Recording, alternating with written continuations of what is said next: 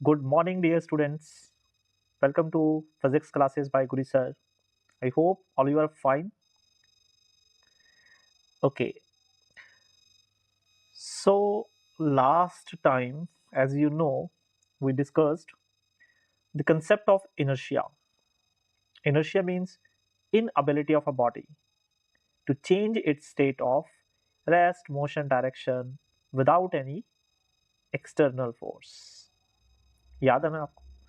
और हमने ये भी पढ़ा था कि inertia has three types, inertia of rest, inertia of motion and inertia of direction. ये सब कुछ हमने रीड आउट कर लिया था. आज हम स्टार्ट करेंगे न्यूटन्स का first law, that is called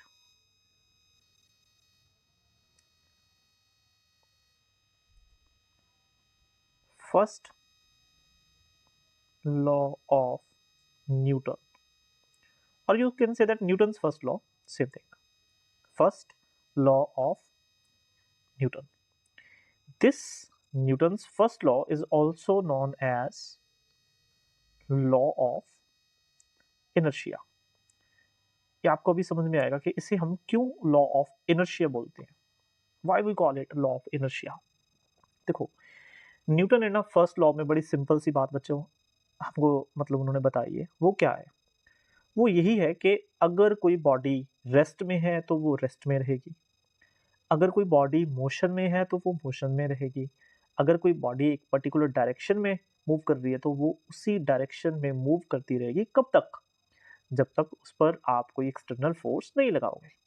अब बच्चे सोच रहे सर ये तो हमने पढ़ा हुआ है, ये तो हमें आता है. तो यस, जो आपने पढ़ा हुआ है वही एक्चुअली क्या है, लॉ ऑफ इनर्शिया और न्यूटन्स फर्स्ट लॉ. तो मैंने आपको बोला था कि मैं आपको स्टेप बाय स्टेप इस तरह से आगे लेके चलूंगा कि आपको जैसे आप लॉज के बारे में पढ़ेंगे तो आपको ये फील हो जाएगा कि हाँ यस सर ये हमें आता है.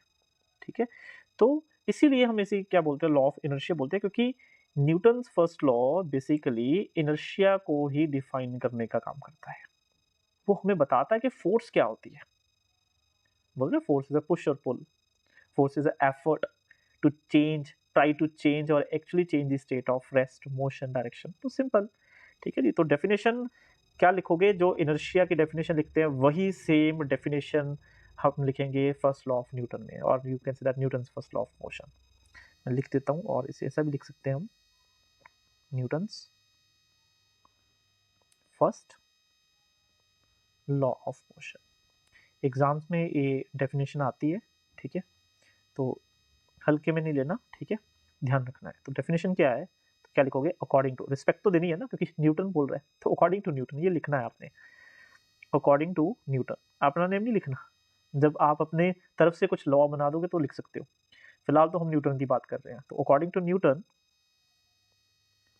If a body is in rest, it remains in rest, or if a body is in motion, it remains in motion, or if a body is moving in a particular direction, in a particular direction, it remains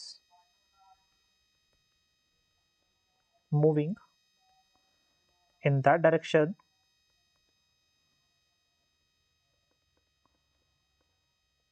unless an external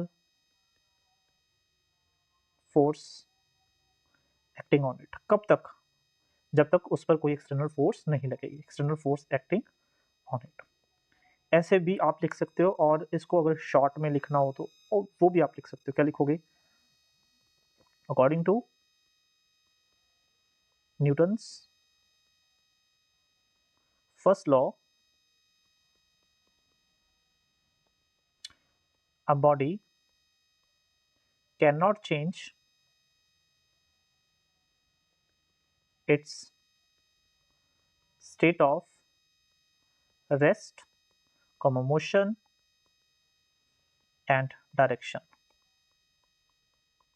until, or you can say unless, an external force acting on it.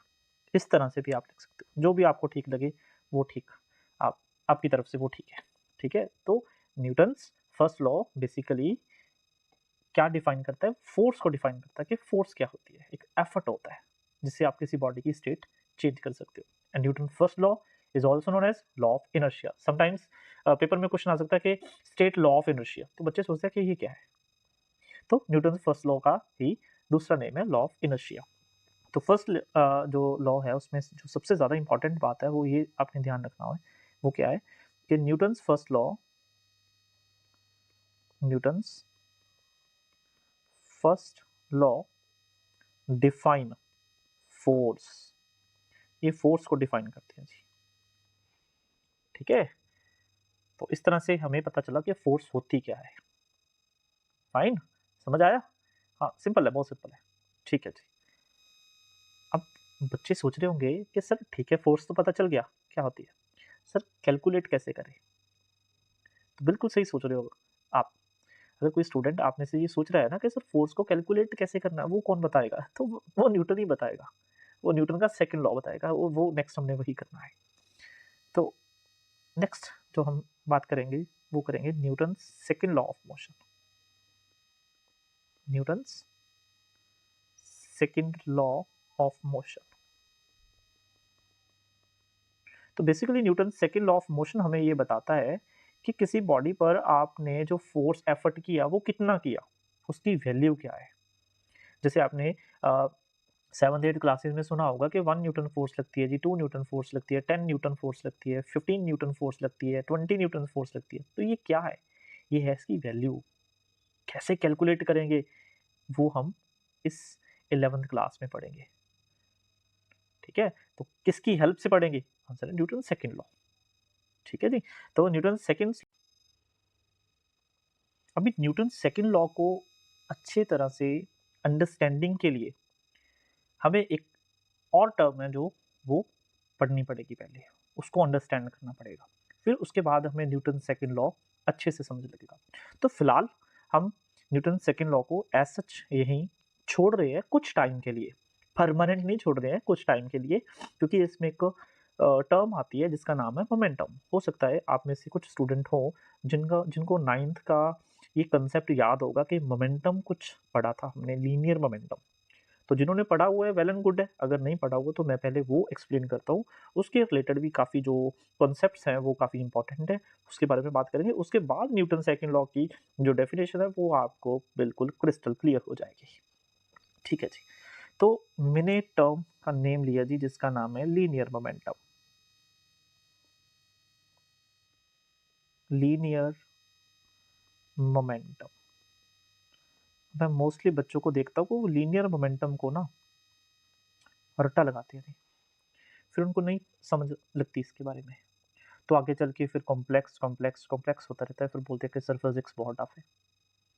तो हमने पहली class में ही बात ये की थी कि हमने रट्टाफिकेशन की ओर नहीं जाना है, हम बहुत सिंपल टू सिंपल लैंग्वेज में हर एक टर्म को अंडरस्टैंड करने की कोशिश करेंगे, सो दैट हम रट्टाफिकेशन को अवॉइड करें, क्योंकि फिजिक्स रट्टाफिकेशन की का सब्जेक्ट नहीं है जी।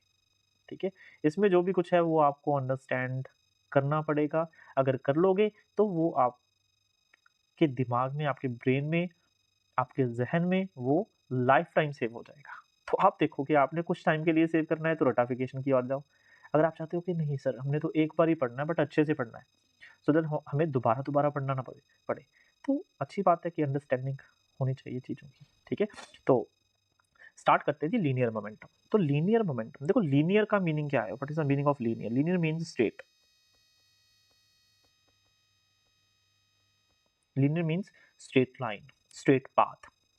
ठीक है, momentum, what is the meaning of momentum? Momentum means है बच्चे motion contained in a body. किसी बॉडी में कितना मोशन कंटेन्ड है, दैट इज कॉल्ड मोमेंटम। अब sir motion contain in a body means क्या हुआ? Motion contain in body means ये हुआ कि सपोज एक कार स्लो स्पीड में चल रही है, तो उसके पास स्लो मोशन, उसके पास मोशन बहुत ज़्यादा नहीं है, बहुत फास्ट नहीं है, स्लोली चल रही है ना, तो हम बोलेंगे ये कार बहुत स्लो चल रही है, तो हम बोलेंगे इसका मोमेंटम कम है। अगर कोई कार बहुत फास्ट चल रही है, हम बोलेंगे यार इस बॉडी के पास तो मोशन ही बहुत है, तो हम बोलेंगे इसका मोमेंटम क्या है? हाई है। ठीक है? जैसे एक बॉल है, बॉल बहुत फास्ट मूव कर रही है, तो हम बोलेंगे कि उसका मोमेंटम बहुत हाई है। तो जब भी हम ये देखें कि किसी बॉडी में जो मोशन कितना प्रेजेंट है, तो हम बात करते हैं जी मोमेंटम की। तो मोमेंटम जो टर्म है वो आपको किसी बॉडी के मोशन के बारे में बताता है। ठीक है? ओके, कैलकुलेट कैसे करेंगे? एक फिजिकल क्वांटिटी है ये, कैसे समझोगे? ठीक है, देखते हैं जी। जो मोमेंटम का जो रिप्रेजेंटेशन है बच्चे, वो होता है पी। तो पी मोमेंटम जो है वो डायरेक्टली प्रोपोर्शनल है M. What is M? Answer है मास ऑफ बॉडी। जितना बॉडी का जो मास है वो ज्यादा होगा ना, तो उतना उसके पास क्या होगा? मोमेंटम होगा। कैसे अंडरस्टैंड करते हैं? सपोज करो कि आपके पास एक बॉल है, ये छोटी सी एक बॉल है।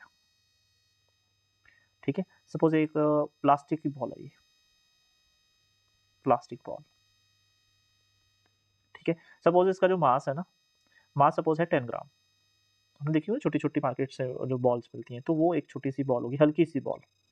और एक आपके पास है लेदर बॉल, ये लेदर की बॉल है,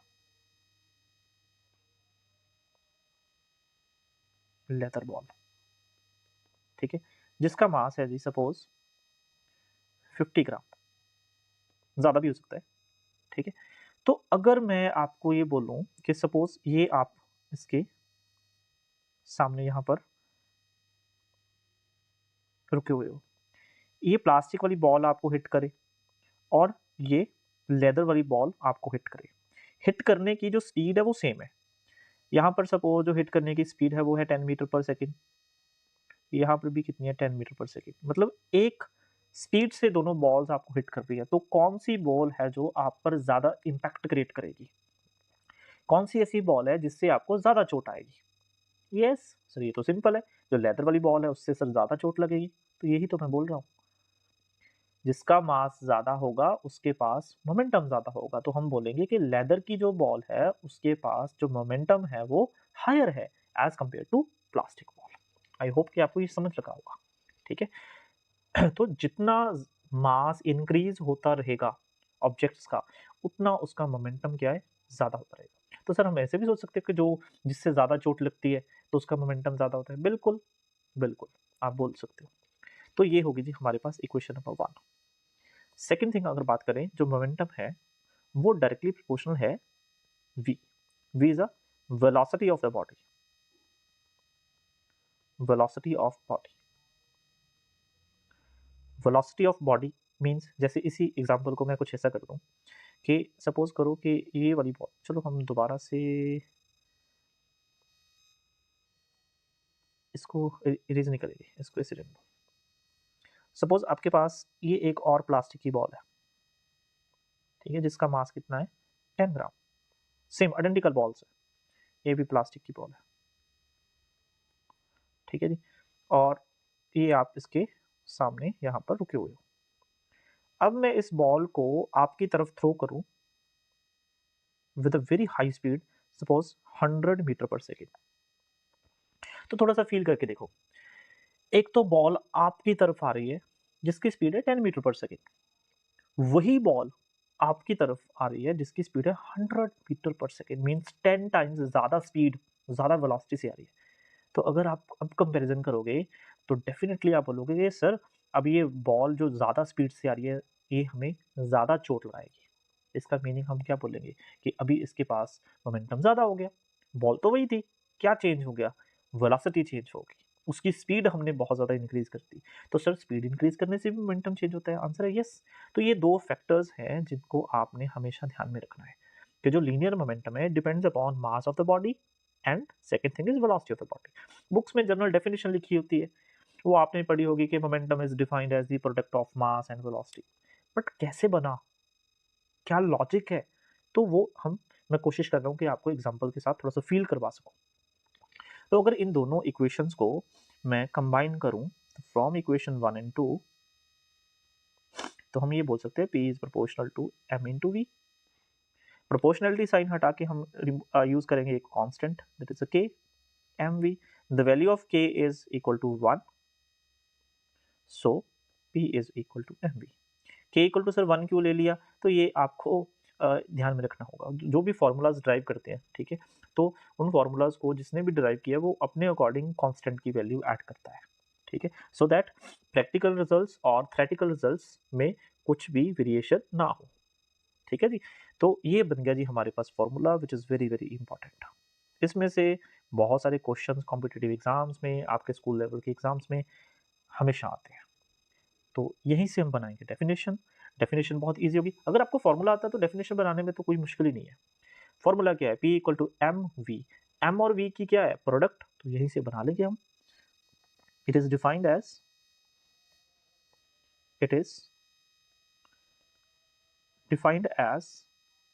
द प्रोडक्ट ऑफ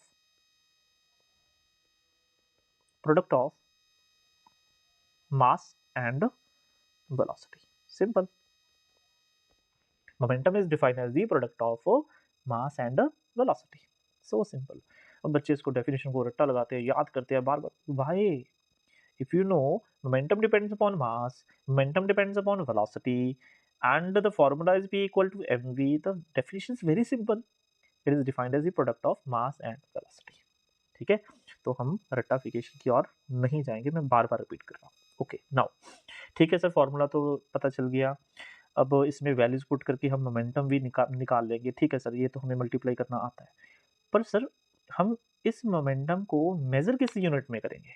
तो अगर ये आप सोच रहे हो तो बहुत अच्छा ये आपके दिमाग में क्वेश्चन आ रहा है, क्योंकि जब भी हम किसी न्यू क्वांटिटी की बात करते हैं तो बच्चों ये आपने हमेशा ध्यान में रखना है कि उसको मेजर करने के लिए हमें जो इंटरनेशनल सिस्टम है, हमारा जो एसआई सिस्टम है, ठीक है, और जो हमारा सीजी सिस्टम है, तो उनके बारे में हमें नॉलेज होनी चाहिए। ठीक है, मैं अक्सर बोलता हूँ अगर यूनिट्स नहीं लिखोगे ना तो वो क्लैरिटी नहीं आएगी कि आप बात किसके बारे में कर रहे हो। सपोज आप मार्केट गए, मार्केट में आपने टोमेटो परचेज किए, तो जब आप टोमेटो परचेज करने के लिए गए मार्केट, तो आपने बोला कि 5 टोमेटो दे दो, तो उसने काउंट करके 1 2 3 4 5 दे देने। आप घर आ गए, घर आके आपने दे दिए, तो आपके घर के तो घर वाले तो परेशान होंगे, वो आपको डांटेंगे, क्योंकि उन्होंने बोला था कि 5 केजी टोमेटो चाहिए। कोई घर घर में कोई फंक्शन था, आप लेके आ रहे हो 5, क्यों? क्या डिफरेंस हो गया? आपने तो जाके 5 बोला, बट 5 के साथ क्या नहीं बोला, केजी नहीं बोला, तो मीनिंग चेंज हो गया। 5 तो नंबर हो गया, 5 केजी मीन्स क्वांटिटी की बात हो रही है, मास 5 केजी। ठीक है, तो इस तरह से ही जैसे मैं लिख दूं 2, 2 तो कुछ भी हो सकता है, 2 तो एक नंबर है, 2 लीटर भी हो सकता है, 2 केजी भी हो सकता है, 2 मिलीग्राम भी हो सकता है, 2 मीटर भी हो सकता है, 2 किलोमीटर भी हो सकता है ना? तो 2 मीटर पर सेकंड भी हो सकता है। तो जब भी कोई टर्म हम डिफाइन करते हैं तो हमेशा हमने ध्यान में रखना है कि उसके यूनिट्स जरूर ध्यान में रखने हैं, और उसका डायमेंशन फार्मूला जो हमने स्टार्टिंग में पढ़ा हुआ है। ओके, तो बात करते हैं जी एसआई यूनिट की। एसआई यूनिट देखो, मास की एसआई यूनिट क्या होती है? Very good, that is a kilogram. Velocity क्या होती है? दैट इज अ मीटर पर सेकेंड। तो आप इस तरह से भी लिख सकते हो, और आप इस तरह से भी लिख सकते हो, किलोग्राम मीटर। अगर पर सेकेंड ऐसे नहीं लिखना तो आप एस पावर -1 भी लिख सकते हो। अगर हम बात करें सीजीएस यूनिट की, तो मास की CGS unit, yes that is a gram. Velocity की, that is a very good, that is a centimetre per second. और आप लिख सकते हो ग्राम सेंटीमीटर पर सेकेंड, ये दोनों सेम चीज है। ठीक है, आपको जो अच्छा लगे वो आप लिख सकते हो। अगर हम बात करें डायमेंशनल फार्मूले की, डायमेंशनल फार्मूला, तो mass that is M, velocity क्या क्या आते हैं, ये नहीं बोला कि भूल गए, यस दैट इज LT-1। ठीक है जी, तो ये आपके पास हो गए जी मोमेंटम के डायमेंशनल फार्मूला। मास के हो गए m, वेलोसिटी के हो गए LT-1। आई होप कि ये आपको क्लियर हो गया होगा। ओके, नेक्स्ट अगर हम बात करें, अब इस मोमेंटम को भी थोड़ा सा ध्यान से हमने समझना है। ठीक है, it is a vector quantity. it is a vector quantity. Vector quantity means बताया हुआ है आपको एक ऐसी क्वांटिटी जिसके साथ पास क्या हो, मैग्नीट्यूड हो और क्या हो, डायरेक्शन हो, मैग्नीट्यूड हो और डायरेक्शन हो। एग्जांपल से समझते हैं। सपोज ये एक बॉल ये मूव कर रही है विद सम वेलोसिटी। सपोज इसकी वेलोसिटी जो है वो है 20 मीटर पर सेकेंड, ठीक है, अलोंग एक्स एक्सिस। मास सपोज इसका है जी 50 ग्राम। तो हमने बोला कि फाइंड और you can say that calculate, find और कैलकुलेट मोमेंटम। अभी आप में से बहुत सारे स्टूडेंट्स होंगे जो उनको लगता है कि ये तो सर बहुत सिंपल है, पर मेरा काम है बिल्कुल ग्राउंड लेवल से आपको ऊपर की तरफ जाना, ठीक है। अगर आपको ये आता है तो वेल एंड गुड, आप बहुत सारे स्टूडेंट से पहले ही एक स्टेप आगे हो। नाउ मोमेंटम अगर वेक्टर में लिखेंगे तो P vector equal to M V vector. So P vector equal to mass कितना है जी 50 ग्राम। ध्यान में रखना, देखो यहाँ पर ग्राम है, यहाँ पर क्या है मीटर पर सेकेंड, तो सिस्टम एक होना चाहिए, इधर इट इज एसआई और सीजीएस। तो 50 ग्राम है तो कन्वर्ट करेंगे किलोग्राम में, डिवाइड बाय 1000 आ गया, इनटू वेलोसिटी कितनी है 20 मीटर पर सेकेंड, ठीक है जी। और डायरेक्शन क्या है i cap, means along x axis. Now ये कैंसिल हो गया जी, तो P vector equal to 5 to the 10 divide by 10 i cap, 10 से 10 कैंसिल, तो momentum p vector equal to क्या हो गया 1 आई कैप। मींस इस बॉल का जो मोमेंटम है वो 1 है। 1 क्या है, 1 is a value means magnitude, and I क्या है, आई है direction, means this ball is moving along positive x-axis. I cap means ball is moving along positive x-axis. So that's why we call it vector quantity, because momentum contain magnitude as well as direction. Sometimes we can write it as this p vector modulus. What is the meaning of this?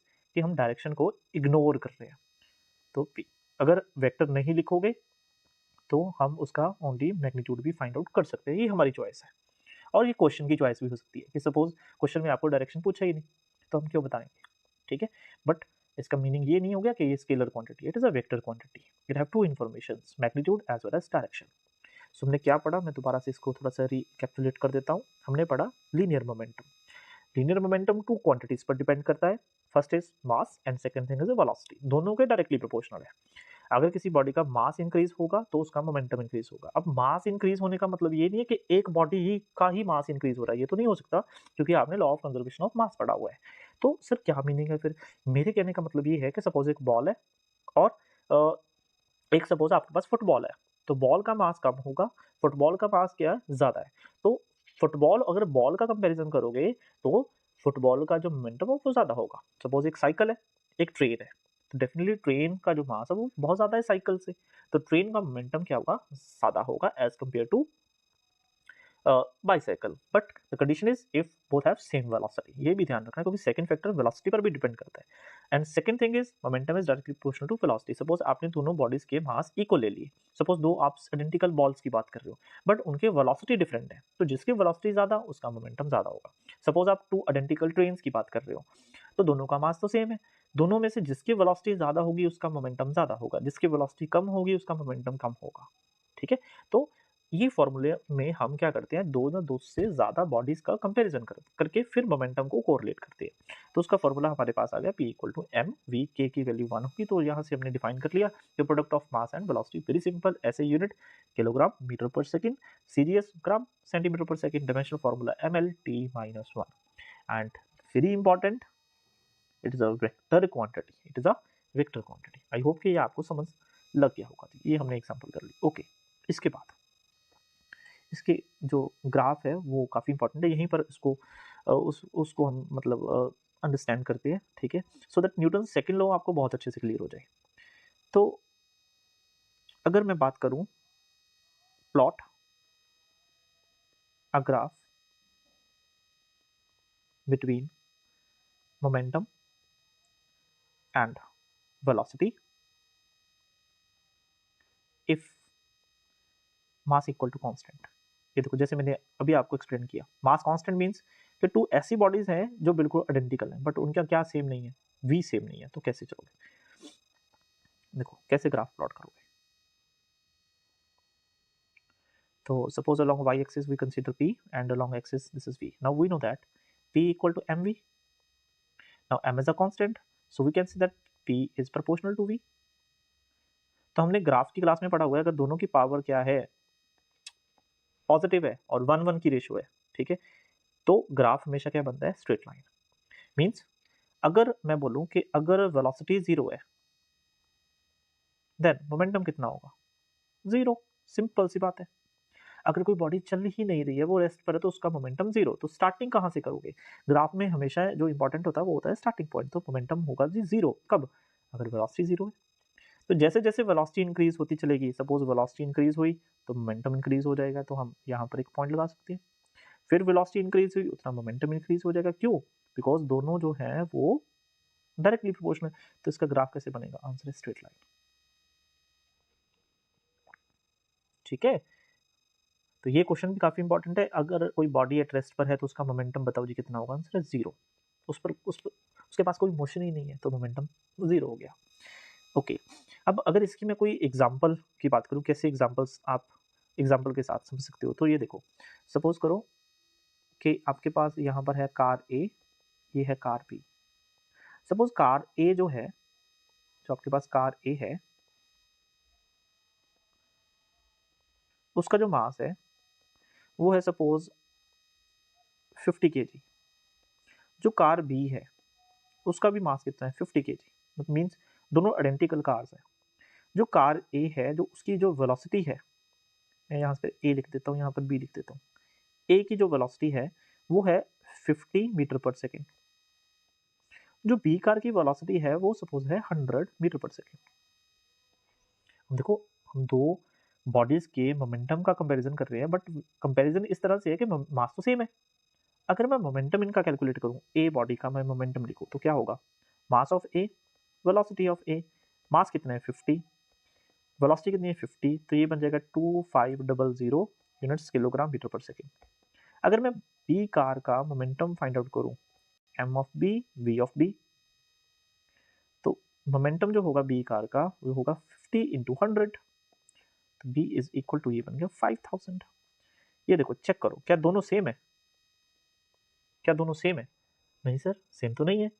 तो किसका momentum ज्यादा है? Answer है sir B का momentum ज्यादा है। क्यों ज्यादा है बी? रीजन क्या है? क्योंकि बी की जो वेलोसिटी है वो ए से ज्यादा है। तो ये है ग्राफ इसका, कि जिस बॉडी की वेलोसिटी ज्यादा होगी उसका मोमेंटम भी क्या होगा? ज्यादा होगा। ठीक है, ये ग्राफ काफी इंपॉर्टेंट है। नाउ अब बात करें सेकंड ग्राफ की। Plot a graph between momentum and mass if velocity equal to constant. अभी हमने वेलोसिटी कांस्टेंट कर दी। जो स्टार्टिंग में हमने एग्जांपल ली थी एक लेदर बॉल और प्लास्टिक बॉल वाली, उसका अगर ग्राफ प्लॉट करना हो, तो again p equal to m into we.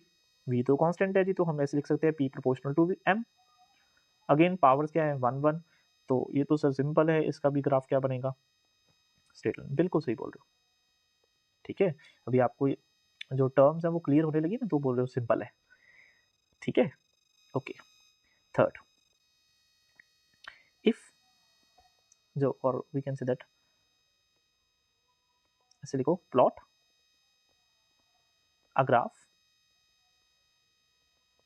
Between p and, ऐसे लिखते हैं, p एंड लिखते,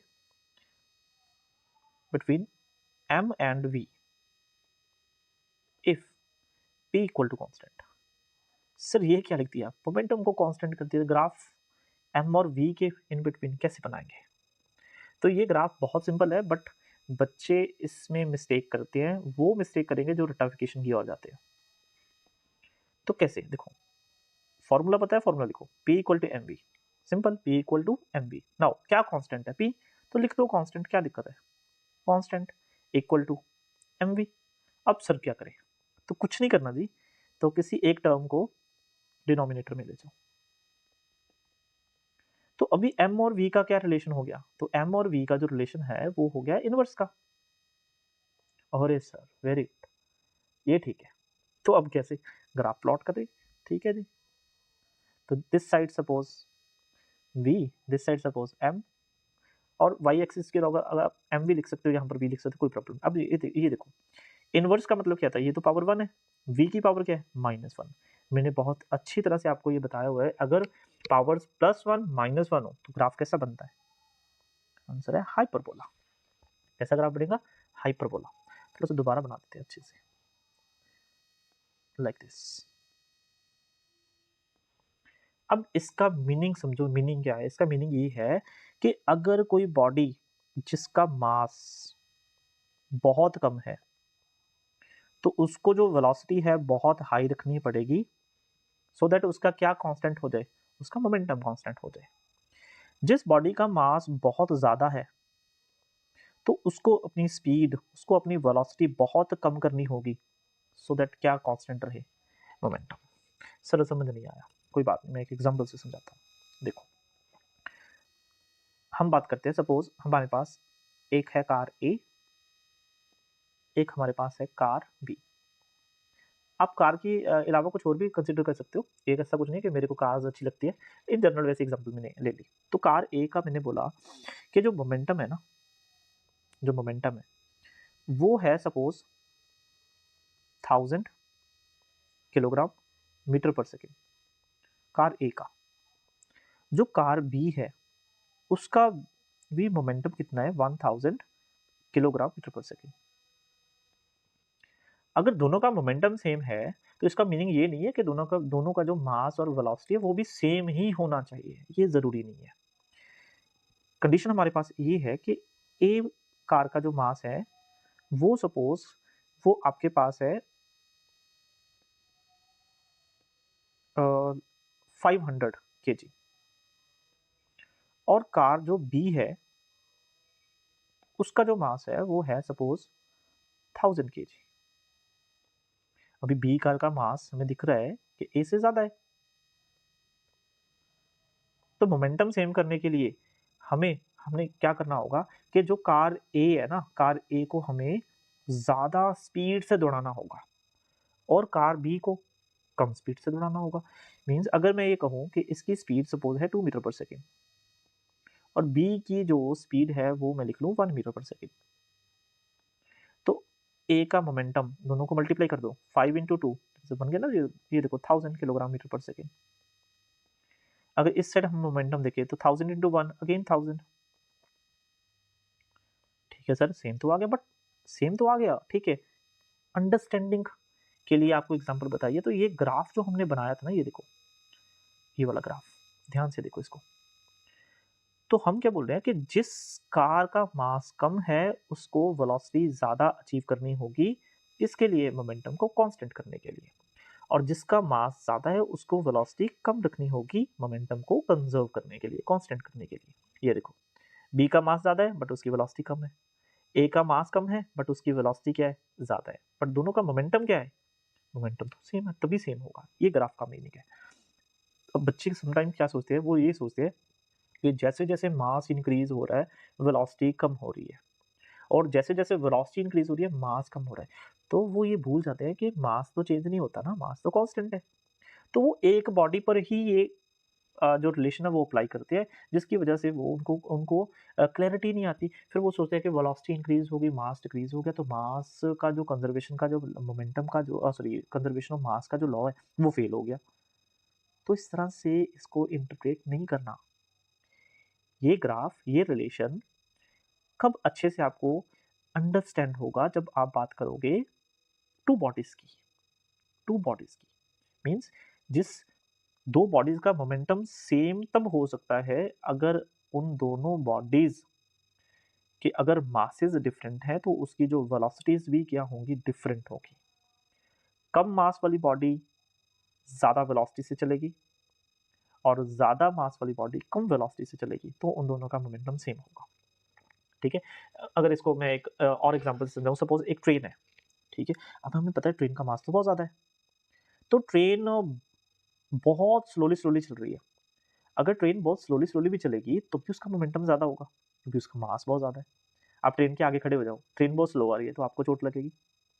सेम उसके कंपैरिज़न हम बात करें, एक आपके पास कार है, कार का मास तो ट्रेन के कंपैरिज़न बहुत कम है, तो अगर हम कार के आगे खड़े हो जाएँ, तो जितना इम्पैक्ट ट्रेन ने हमें दिया, उतना इम्पैक्ट कार कब देगी? जब कार बहुत ज़्यादा स्पीड से चलेगी, क्योंकि कार का मास कम है, तो उतना मोमेंटम जनरेट करने के लिए उसको वेलोसिटी ज़्यादा करनी पड़ेगी। आई होप कि आपको ये क्लियर हो गया होगा, ठीक है? तो आज की क्लास में हम यहीं पर इसको स्टॉप करेंगे, ठीक है? इसके बाद हम अब बात कर सकते हैं Newton second law of motion की, जो हम हमारी नेक्स्ट क्लास में करेंगे। आई होप कि आपको ये क्लासेस अच्छी लग रही होंगी। मैं कोशिश कर रहा हूँ बिल्कुल बेसिक लेवल से आपको अंडरस्टैंडिंग करा सकूँ, ठीक है? फिर भी आपको कुछ लगता है कि इसमें ये चीज़ें इम्प्रूव होनी चाहिए, तो ज़रूर फीडबैक मेरे को आप चैनल पर दो, और सेशन को शेयर करो, लाइक करो, और बेल आइकन पर क्लिक ज़रूर करो। Thank you, take care, have a nice day. Next class में मिलेंगे, वहाँ पर हम करेंगे Newton second law of motion. Thank you.